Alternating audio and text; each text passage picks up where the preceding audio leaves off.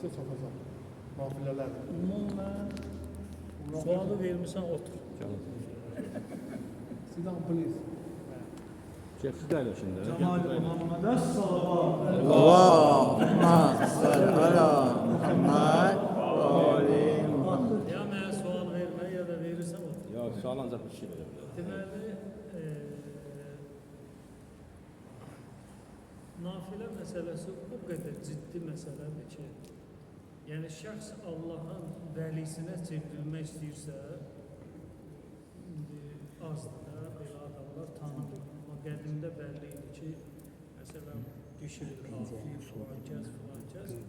belə Allah yanında hörmətli insanlar tanınırmış. Deməli, hədisdə gəlir, hədis də səhihdir. Həm sünnidə də var bu hədis, həm şiədə də var bu hədis. Bu hədisə deyilir qurbun nəvafil. Nafilələrlə yaxınlıq, nafilə yaxınlığı. Şəriətin hökmlərini görüb ki, bir vacib tərk eləmək olmaz, gərək onu eləyəsən, gərək ondan çəkinəsən, gərək mahiyyətdir.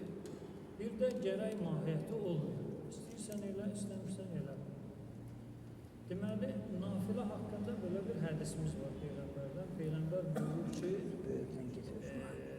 kim nafilələrlə Allaha yaxınlaşsa, hədisin siz məhtiminin belə deyək, ağırlığına baxın.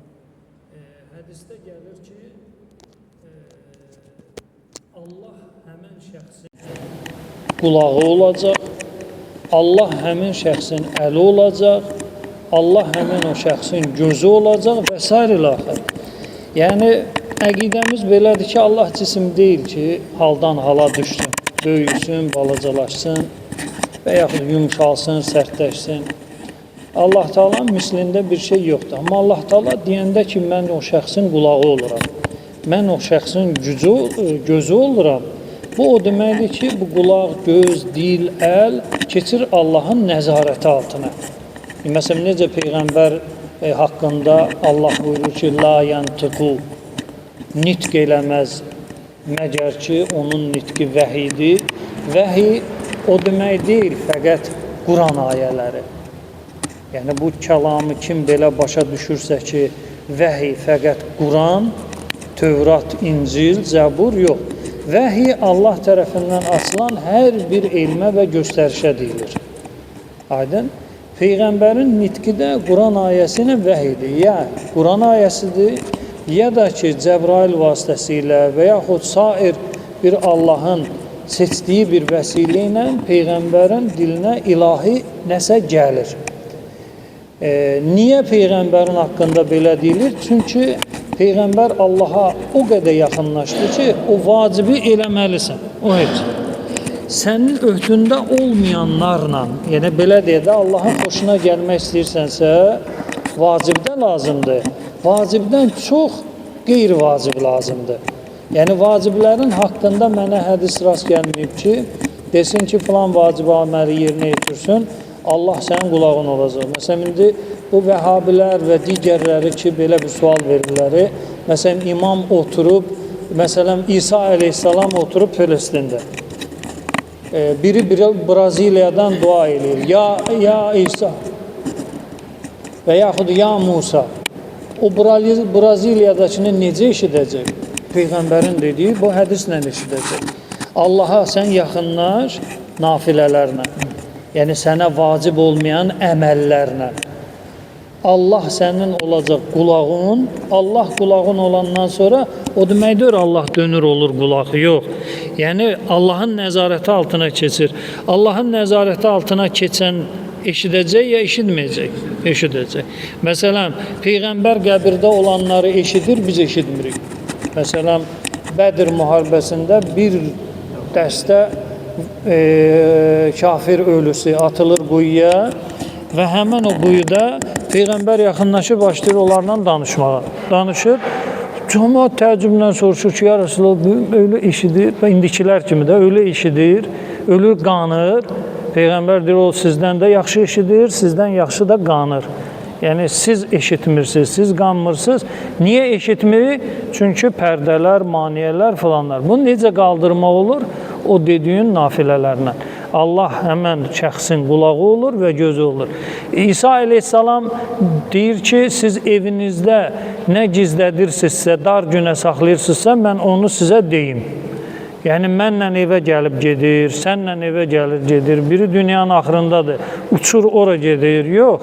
Göz Allahın nəzarəti altındadır. Onun üçün bu dağlar, divarlar, meşələr, çaylar maniyə sayılmır. Niyə? Çünki göz Allahın nəzarətindədir, onu ilə da neyniyir? Görür. Məsələn, Peyğəmbərin bəzi şəxslərin düz səhv olduğunu görməsi və yaxud gələcəkdə belə bir şey olacaq. Məsələn, Əmmarın haqqında Peyğəmbər buyurur ki, sən onları Allaha dəvət eləyəcəksən, Muaviyyənin qoşunun. Onlarsa səni cəhənnəmə dəvət eləyəcəklər. Diqqət eləyin gəlməyə. Peyğəmbər buyurur ki, təd'uhum ilallah. Sən onları Allaha dəvət eləyəcəksən. Onlarsa səni cəhənnəmə dəvət eləyirlər. Yəni, Muaviyyə və onun qoşunu Peyğəmbər öncədən xəbər verir ki, bunlar cəhənnəm carçısıdırlar. Bunlar Allaha dəvət eləməyiblər. Peyğəmbər hardan bildi bunu? Həmən o Allahın verdiyi elmlə və onu necə bilir? Bu nafilələrdir, vacibatlardır, hamısı yardımcı olur. Bu ümumən nafilə insanın vücudunda çox böyük bir dəyişiklik aparır. Bax, diqqət eləyin, Quranda mühsin kəlməsinin izahında xərclənmək deyilən bir çətin məqam durur. Niyə çətin deyirəm? Çünki canımı verərəm, malımı vermərəm. İnsan belədir də. Malına görə canın qurban verən var. Məsələn, sudur, gəlir, basır, amma maşını qalıb. Maşını qoyub gedə bilmir. Yapışır maşından ki, maşının, su gəlir, maşını da aparır, gözün də qaç, çıx, get də bir yüksək bir yerə qoy, batsın da maşını. Yox, canımı verəcəm, maşınımı verməyəcəm. İnsan budur. Ona görə deyirəm ki, mühsin, Allahın dediyi o mühsin, yaxşı insan olmaq üçün Allah deyir, özünü xərcləməklə imtihan elə. O da necə yer? Bölür ki, aşkara və gizlin, sir və əlani. Sir gizlində, əlani də aşkarda. Deməli, şəxs özün bu belə deyək də cibini sirdə və aşkarda imtihan eləməlidir. Əgər görsə ki, bu imtihanda fəaldır, keçdi, xoş onun alına, Allah deyən mühsinlərdəndir. Amma yox, gərək Fəxrəddin müəllim müraciət eləyə, Fəxrəddin müəllim belə deyək də, verirsiniz, Allaha verirsiniz. Yazıq qalır necə desin ki, deməsinlər ki, bu özünə ondan ev alır, maşın alır və yaxud Antalyaya səfərə gedəcək, istirahət edir. Fəqir füqara üçün. Yəni, o hətta belə cibinə də qoysa belə, sən özü imtihan eləsən, o neynəyəcəyi, umumən belə deyək də, heç kimi tanımaq mümkündür. Yəni, hətta şəxs özün belə tanımır. Şəxs elə təsəvvür edir ki, məndən yaxşı adam yoxdur. Yəni, biz deyirik, insan özünü aldada bilməz. Xeyr, bu səhv fikirdir.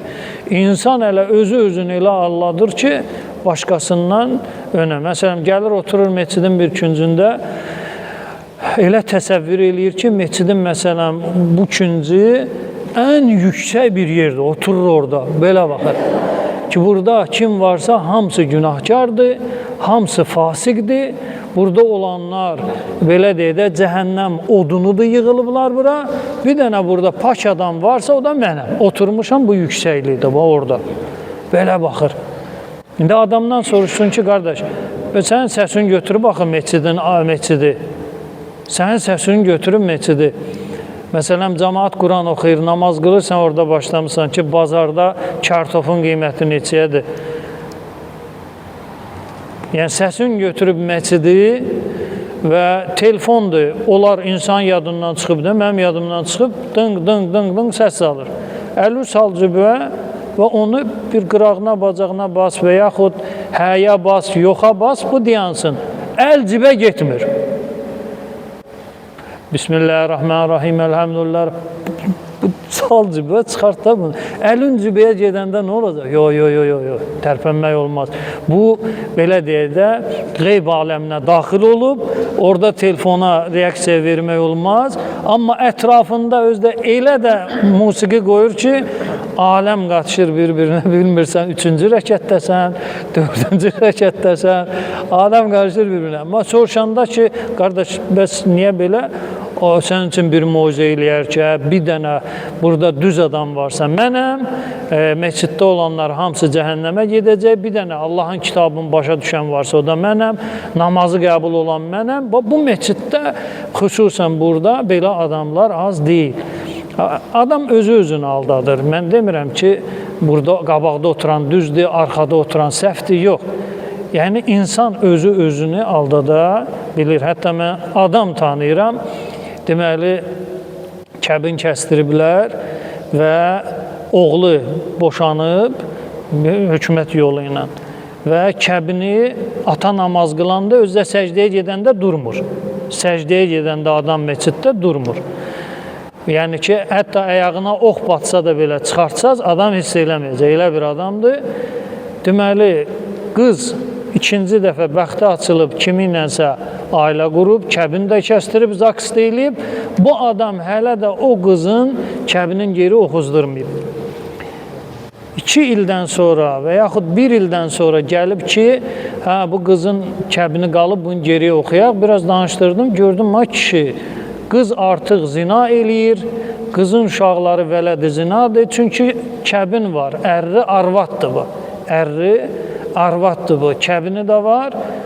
Namaz qılan, səcdədən qalxmayan, danışanda imamətin sirlərindən danışır, tövhidin zirvəsindən danışır, irfandan danışır, şifa verir adam. Amma bir ailənin ömürlük kökünün zina ilə qurulmasına bilə-bilə adam vəsilə olur və deyirəm də elə bir daşa dəyir söz ki, siz niyə belə eləyirsiniz? Axı, bu böyük bir günahdır. Heç olmasa qıza xəbər göndərin ki, indi insandır da məsələ bilmir, olar. Yo, biz onlara xəbər verə bilmərik. Yo, biz hara, olar hara, məsələ. Xülasə, nafilə insanın vücudunu çox dəyişən bir amildir. İnşallah Allahın izni ilə mənim axundluq həftəmdə sonuncu gün, yəni ki, həftənin sonu o vəsiyyət namazını şam namazından sonra qılacağıq.